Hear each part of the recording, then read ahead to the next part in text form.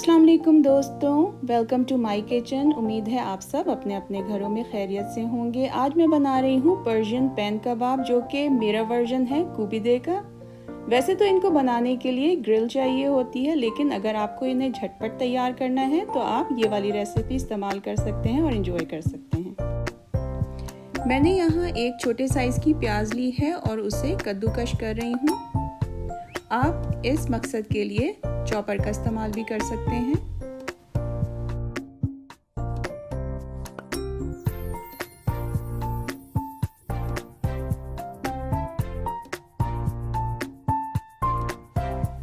अब मुझे इस प्याज का तमाम जूस ख़त्म करना है, तो यहाँ मैं छलनी की मदद से इसे छान रही हूँ।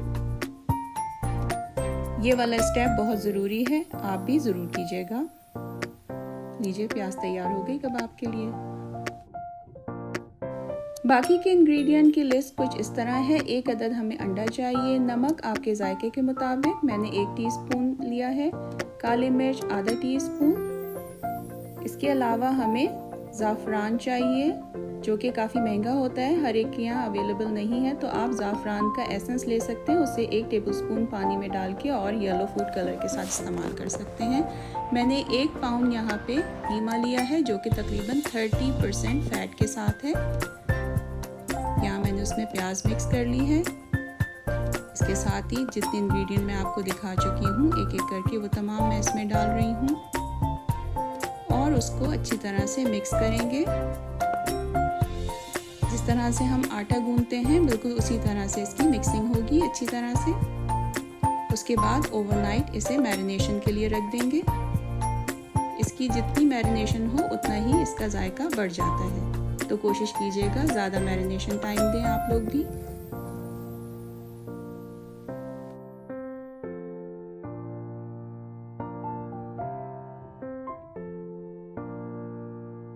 मैं यहाँ कास्ट आयरन पैन में इसको बना रही हूँ। आप चाहें तो नॉन स्टिक पैन का इस्तेमाल भी कर सकते हैं। अब मैं इसे अच्छी तरह से किनारे तक पूरा फैला लूँगी कीमे को, आराम आराम से। समझे एक बड़ी बर्गर पैटी की तरह आप इसको शेप दे लेंगे।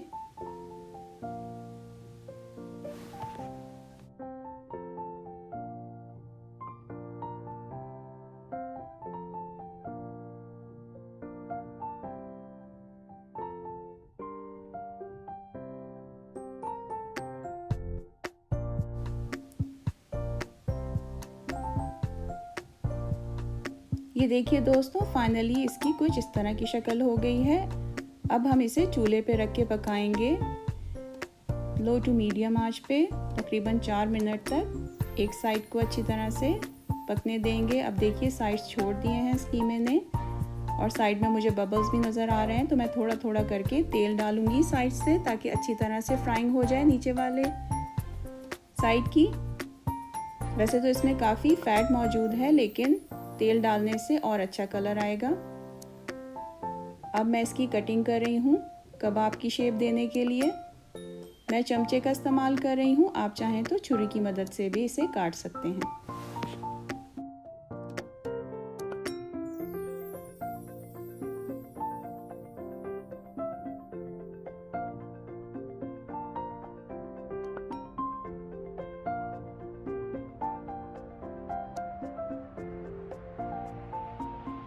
ये देखिए, अब ये कबाब की शेप में आ चुका है कीमा। तो अब बहुत ध्यान के साथ हम इसे पलटेंगे। यहाँ मैं 2 चमचों की मदद से ये स्टेप कर रही हूँ।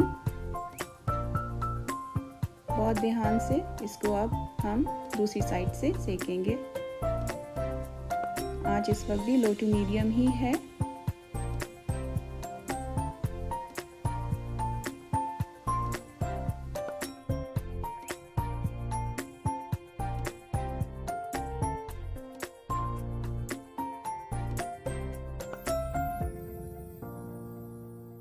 जैसा कि दोस्तों आप देख रहे हैं, अभी ये वाली साइड इतनी अच्छी तरह से फ्राई नहीं हुई है, तो हम दोबारा से इस साइड को फ्राई कर लेंगे। उसकी आप बिल्कुल फ़िक्र मत करिए। ये देखिए, फाइनल लुक कुछ इस तरह का आया है। बहुत ही मज़ेदार, नरम, मुलायम और झटपट तैयार होने वाले पर्शियन पैन कबाब। अब दोस्तों यहाँ पे हम बना रहे हैं पर्शियन राइस। उसके लिए मैंने यहाँ पे 6 कप पानी लिया है और उसमें 2 टीस्पून नमक डाल लिया है, साथ ही थोड़ा सा ऑयल। 2 कप बासमती राइस मैंने 30 मिनट तक भिगो लिए थे। अब वो वाला पानी फेंक के इसे बॉईल करेंगे। तकरीबन 80% तक इन चावलों को गलाएंगे।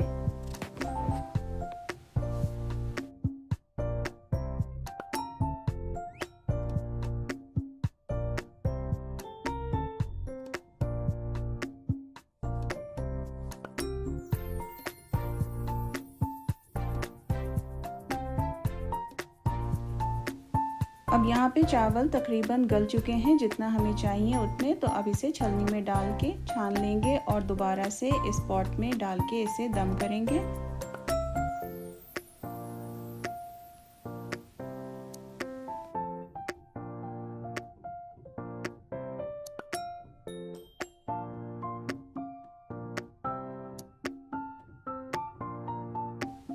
अब एक चमचे की मदद से मैं यहाँ पे कुछ सुराख कर रही हूँ, उससे बहुत अच्छा सा दम आएगा इन चावलों में। ये टिप आप भी ज़रूर इस्तेमाल करिएगा। देखिए अब ऊपर अच्छी तरह से स्टीम आ गई है। हल्की आंच पे हमने इसके रखा है तकरीबन 5 मिनट तक। तो इसका मतलब है चावल अच्छी तरह से दम हो चुके हैं।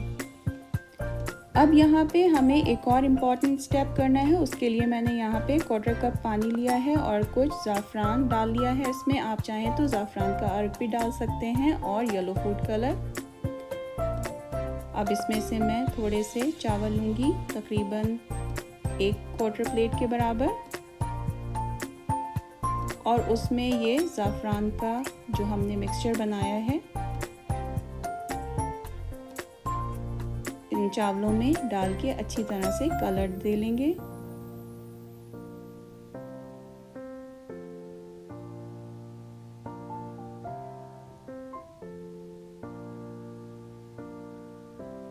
और जब सर्व करेंगे तो सफ़ेद चावलों के ऊपर उसको इस तरह से डाल देंगे। इसको सर्व करने का यही तरीका है।